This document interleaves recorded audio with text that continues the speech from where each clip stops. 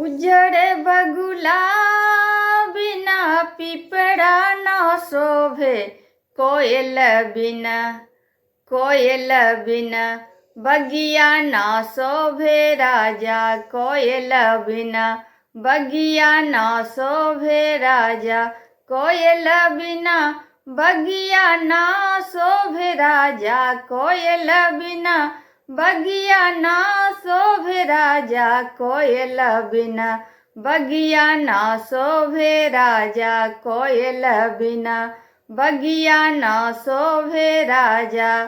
भाई भतीजा बिना नहिरा न शोभे, भाई भतीजा बिना नहिरा न शोभे, भाई भतीजा बिना नहिरा न शोभे, देवर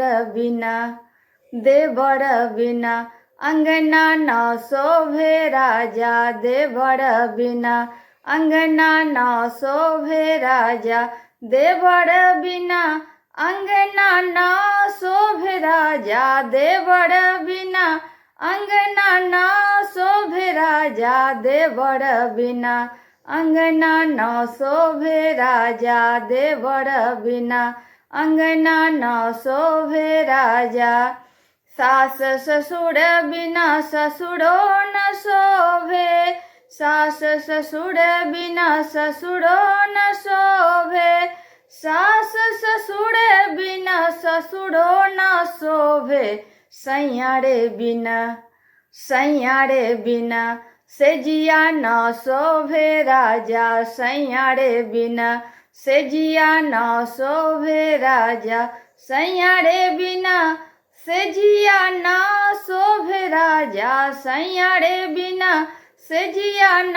शोभे राजा, सैयारे बिना सेजिया न शोभे राजा, सैयारे बिना सेजिया न शोभे राजा।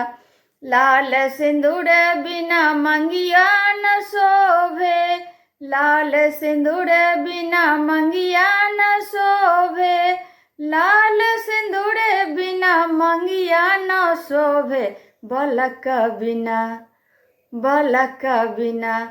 गोदिया न शोभे राजा, बलक बिना गोदिया न शोभे राजा, बलक बिना गोदिया न शोभे राजा, बलक बिना गोदिया न शोभे राजा, बलक बिना गोदिया न शोभे राजा, बलक बिना गोदिया न शोभे राजा, कोयल बिना बगिया न शोभे राजा, कोयल बिना बगिया न शोभे राजा।